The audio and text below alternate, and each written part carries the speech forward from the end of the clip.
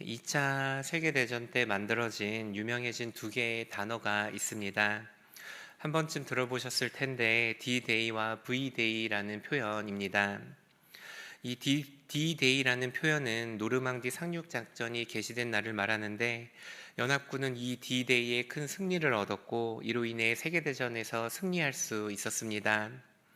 하지만 이 D-Day 때 승패가 기울어진 것은 맞지만 전쟁이 완전히 끝난 것은 아니었습니다. 크고 작은 전투는 이후로도 계속되었고 이런 전투는 독일이 항복하는 그 날까지도 계속되었습니다. 그리고 마침내 독일이 항복하는 날 연합군은 그 날을 승리의 날이라고 부르며 V-Day라고 빅토리 데이라고 부르게 되었습니다. 즉 D-Day는 승리를 확정 지은 날이라는 의미를 갖고 있는 반면에 V-Day는 실제로 승리한 날이라는 의미를 갖고 있습니다. 그런데 이 D-Day와 V-Day라는 이 표현은 우리 성도들에게도 아주 중요한 의미가 있습니다. 왜냐하면 우리 성도의 삶이라는 것이 바로 이 D-Day와 V-Day의 사이의 삶을 살아갔던 연합군의 삶과 아주 비슷하기 때문입니다. 예수님께서 십자가에서 죽으시고 죽음을 이기신 후에 부활하셨을 때 그날이 바로 우리의 D-Day가 되어서 우리의 승리는 예정되었습니다. 그러나 우리에게 아직 승리의 날인 V-Day는 주어지지 않았습니다. 이 V-Day는 예수님께서 천사들을 이끌고 나팔소리와 함께 세상 가운데 다시 오시는 그날, 우리가 실제로 승리하는 그날을 의미하기 때문입니다.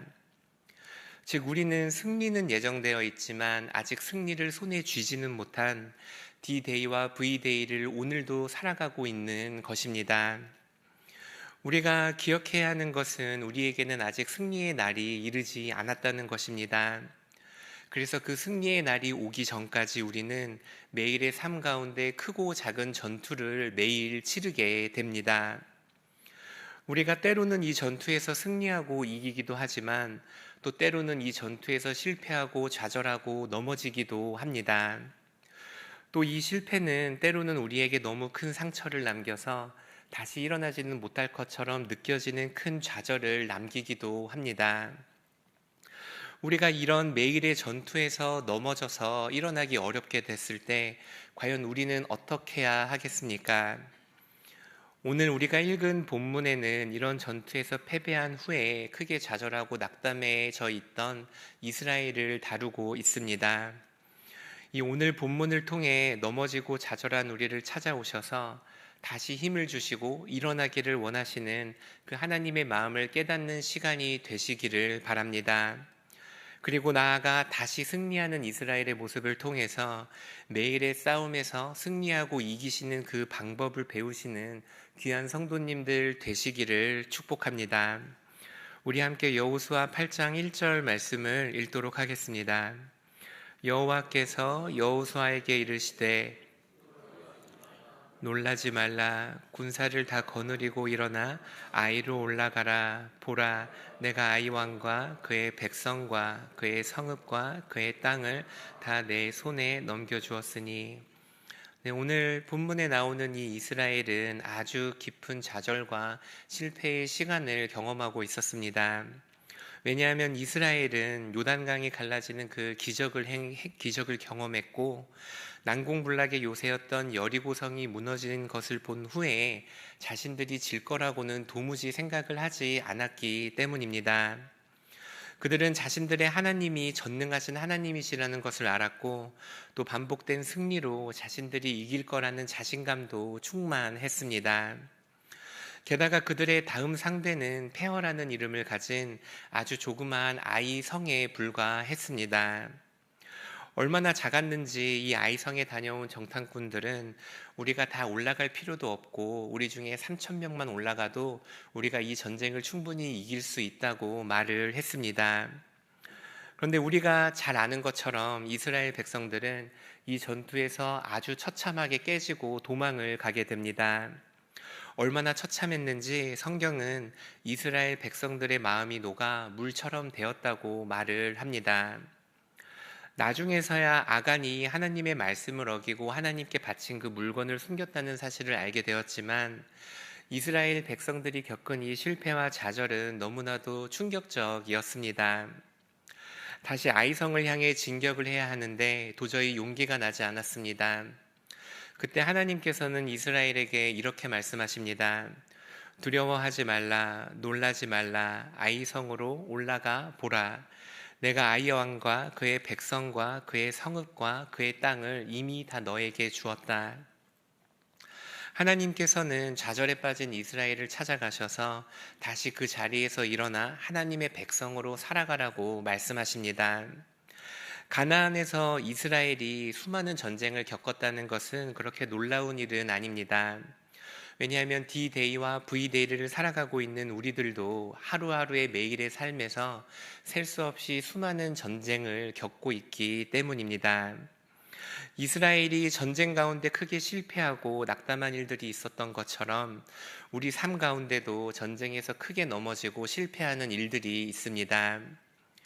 때로는 아간이 지은 죄로 인했던 것처럼 우리의 탐욕으로 인해, 우리의 죄성으로 인해 우리가 넘어지기도 합니다. 또 때로는 우리가 누군가를 미워하기도 하고, 또 때로는 누군가에게 상처를 주기도 하고, 또 때로는 우리가 이기적으로 행동을 해서 가까운 누군가에게 상처를 주며 씻을 수 없는 아픔을 주고, 또 성도로서는 해서는 안 될 일을 하기도 합니다. 게다가 이런 일들은 하나님을 믿은 초신자들, 믿음이 약한 성도들에게만 일어나는 일이 결코 아닙니다. 교회를 오래 다니고 하나님의 능력을 깨닫고 하나님의 성품을 경험하고 하나님의 용서함을 받은 경험이 있는 성도라 할지라도 우리 삶 가운데 그런 일들은 일어납니다. 믿음이 아무리 좋은 성도라 할지라도 우리 가운데 완전히 성화된 사람이 있을 수 없는 까닭입니다. 게다가 이런 일들이 믿음이 좋은 사람들에게 일어날 때 이런 실패를 우리가 경험하게 되면 더 큰 좌절과 실패를 경험하게 됩니다. 하나님께 대한 죄송한 마음과 또 스스로에 대한 실망감, 그리고 사람들 앞에 부끄러움이 스스로를 자책하게 하고 계속해서 넘어지게 만들기 때문입니다. 그러나 이럴 때 우리는 우리를 다시 자리에서 일어나 하나님의 백성으로 살아가라고 말씀하시는 그 하나님의 말씀을 기억할 수 있어야 합니다. 우리가 우리의 연약함과 죄성으로 인해 하나님 앞에 부끄럽고 죄책감이 들 때 우리는 더욱더 하나님 앞으로 나아갈 수 있어야 합니다. 죄책감이 들고 때로는 사람들이 우리를 손가락질하는 것처럼 느껴질 때에도 우리는 더욱더 그 하나님의 말씀을 의지하여 하나님 앞으로 나아가야 합니다. 우리가 우리의 죄를 자백할 때 우리의 죄를 용서하신다는 그 하나님의 말씀을 붙들고 다시 한번 하나님의 은혜를 구하며 하나님의 도우심을 구해야 합니다.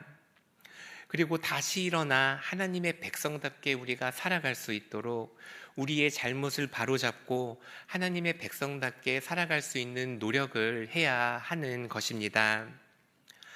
하나님께서는 우리가 무너지고 좌절했을 때 다시 한번 우리를 찾아오셔서 우리에게 힘을 주고 용기를 주시는 분이십니다.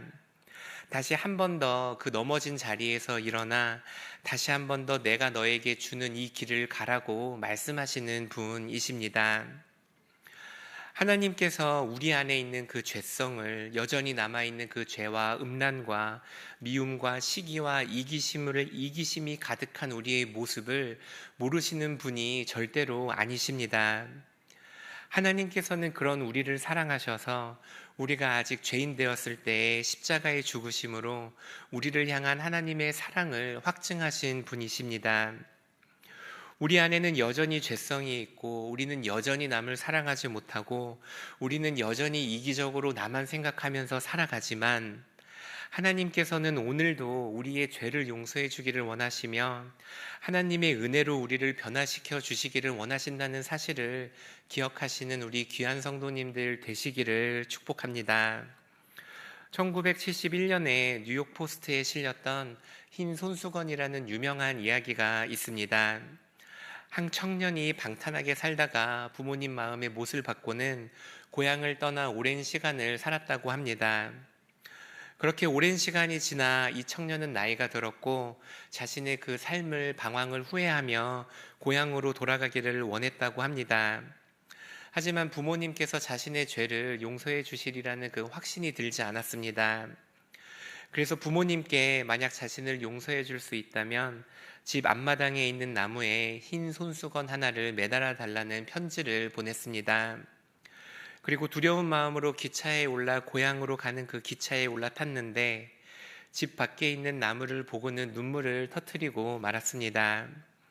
그 나무에는 손수건 하나가 걸려 있던 것이 아니고 나무 전체가 하얀 손수건으로 뒤덮여 있었기 때문입니다. 우리를 향한 하나님의 마음도 마찬가지이십니다. 우리는 우리를 바라보며 우리의 약함을 바라보며 또 실패했다고 하나님 앞에 또 죄를 지었다고 나는 자격이 없다고 스스로를 자책하며 비난을 합니다. 하나님의 낯을 피해 하나님으로부터 도망가기 위해 노력을 합니다.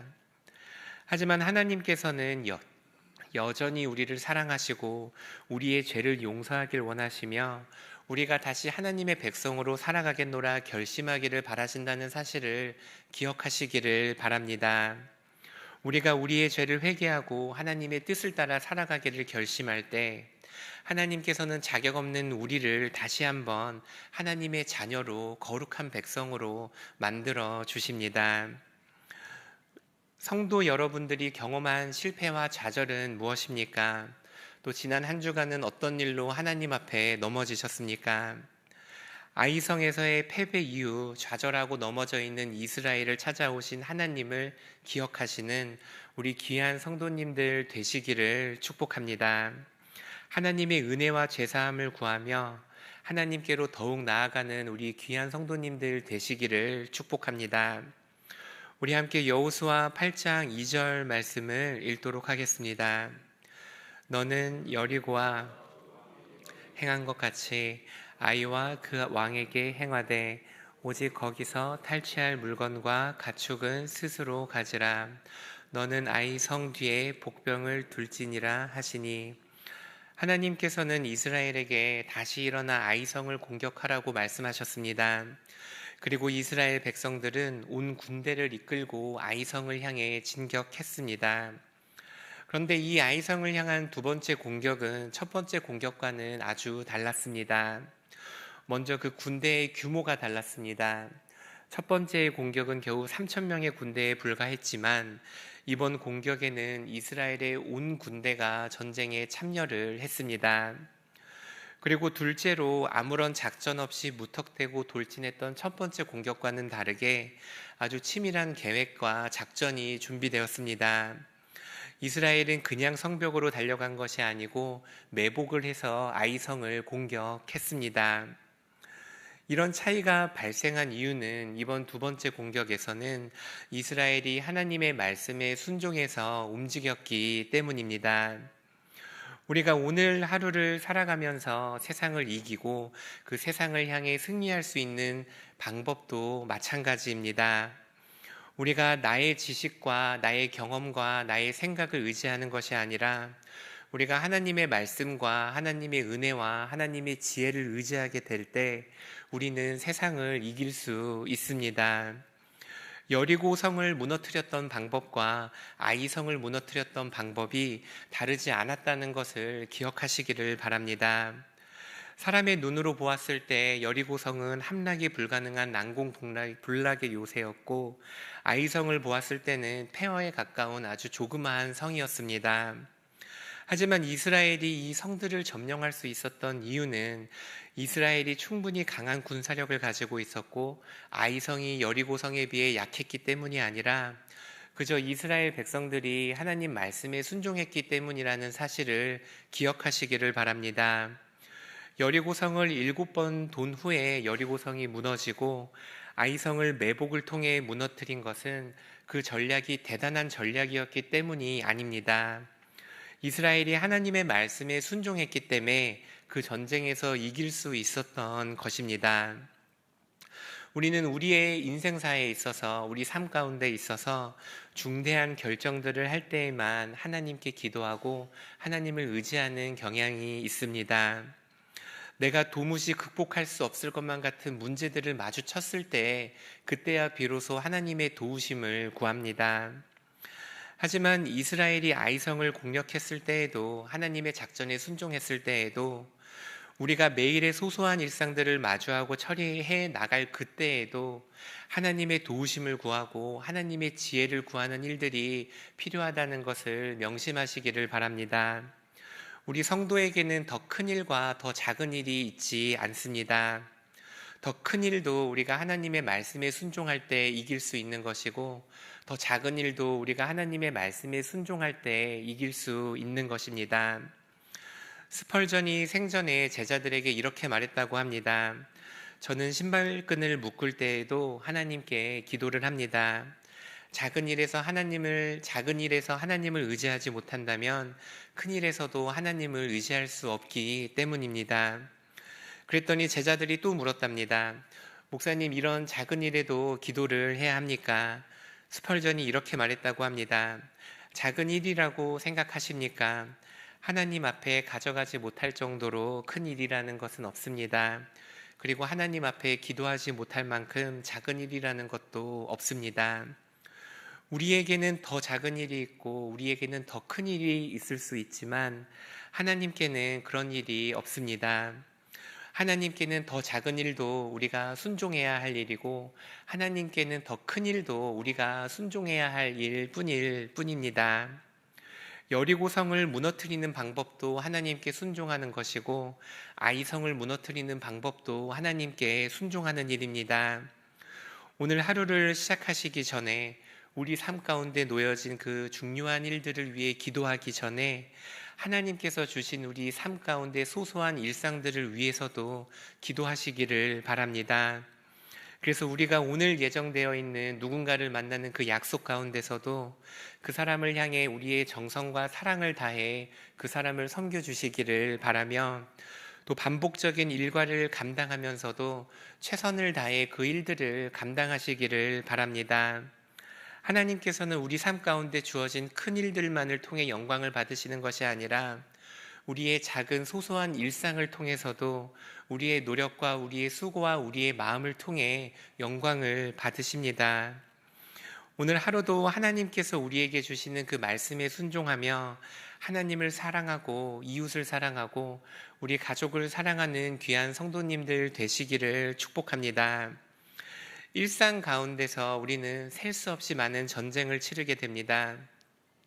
그리고 그 전쟁 앞에서 때로는 넘어지고 또 때로는 이기기도 합니다. 하지만 우리가 매일 경험하게 되는 그 매일의 전쟁 앞에서 항상 기억해야 하는 사실은 우리의 최후 승리는 언제나 보장되어 있다는 것입니다.